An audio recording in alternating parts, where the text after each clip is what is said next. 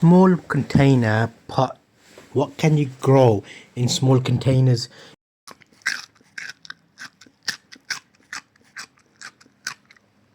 If you're following along on this journey, you will know I've been growing seed radish. So we got pots, we got seeds, we got compost, and we did a little special treatment here. We went along and planted it on a wall in a very small space on a garden, and this is 5.5 weeks after planting. As you can see, I'm starting to harvest radishes. I did a video each week to let you know the progress of this and where we are now. This is the first harvest of this year, and this is normally the quickest producing vegetable that you can get. And radishes are leafy greens. You can eat the entire plant. I went and got 2 long containers. I got compost, I got seeds, which was on episode 1 of this challenge. And we're basically going along to see what we grow, how much can we get. And without even trying, in today's harvest I got over 2 dozen nice crunchy radishes. So if you're not sure what to plant, this is a great crop to start with, and in a small space garden it'll keep you coming along. While you're in the garden, you can crunch on these, and they're refreshing, they're great, varying sizes. You get different colors, you get globe type round radishes, you get these which are the French breakfast radish. And you'll see with this type of growing, providing you keep them watered, we had a lot of seeds we planted in these pots, and the birds had a go at some of them, so one of the pots was behind. But you can see after you wash these up, I had to get my harvesting basket because there was more than I could hold in one hand and the camera. So here's a few here, so you can see the nice size. They're a couple of inches long, 2.5 inches, 2 inches, 1 inch, and they're nice and bulbous. You can eat the entire plant, like I said, so the leaves can be used in salads. They have like a peppery taste to them. You can even use them like spinach. And you'll know with my pots, what I do is I water them, and then if you're following along on this series, you would have seen I watered them with homemade fertilizer, because compost over time loses its nutrients. So you can actually provide nutrients by watering with a fertilizer mix. And you'll see I've got up to, I think, 7 or 8 of these containers on a wall in my garden. So if you have a really small garden, you don't need to worry. And I've also got coriander as well.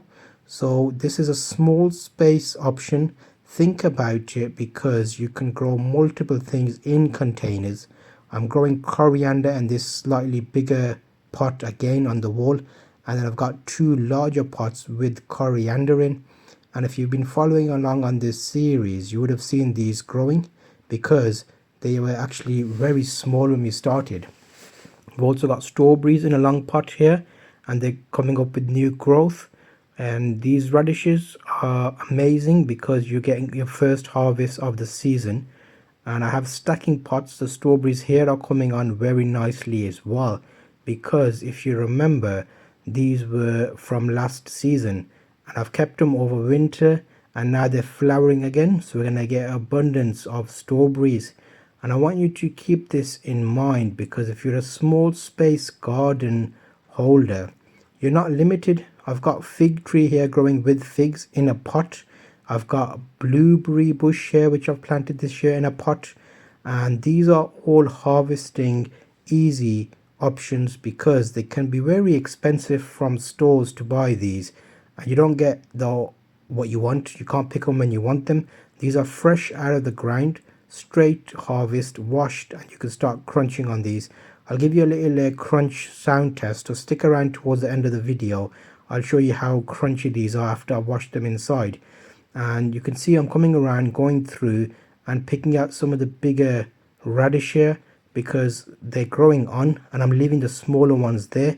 So within a week or two, the other smaller ones will start to get bulbous, and we'll get a second harvest and a third harvest.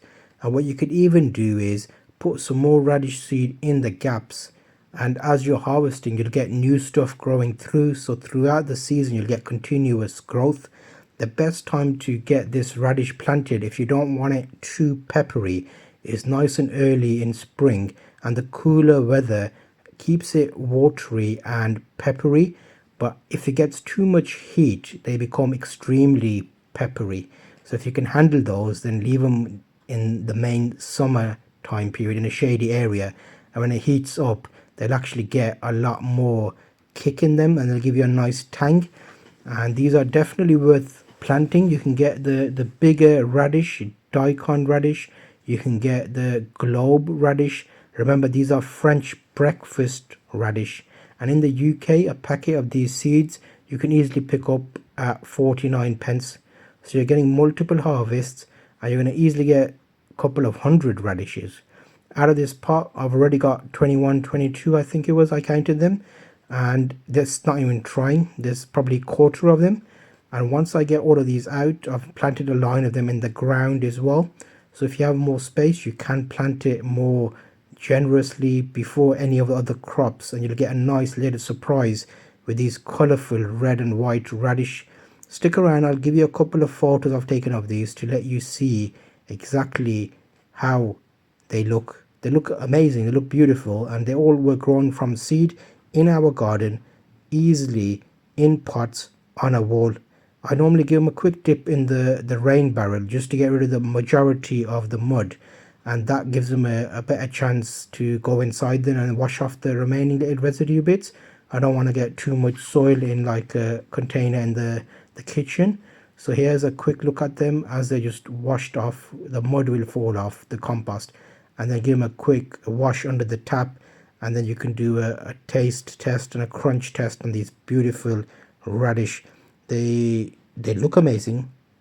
They're definitely worth growing, easy to grow, and remember, keep the tops for your salads and you'll have an amazing time with these, or cook them like you would cook spinach for the tops on these. So let's take these inside and have a little taste test on them. How many? 1, 2, 3, 4, 5, 6, 7, 8, 9, 10, 11, 12, 13, 14, 15, 16, 17, 18, 19, 21, 21. And that's just like I said, a quarter of them. We've got a lot more there, some big ones, some smaller ones, and there's a nice selection there. And because we fertilized them with the right type of fertilizer with our water, we didn't get too many leaves.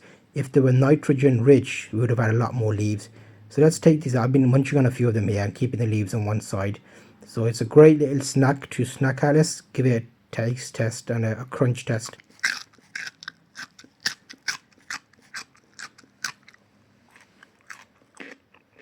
So you can see here they're nice and watery inside, great light taste on them, very crunchy, very great snacking. You can use them in a number of ways. I keep the tops, and you can see here you can easily get through 6-7 of these without even making a dent. So overall a great option to grow. There's a good playlist here you can check out of how I got to this stage, and check out the next one.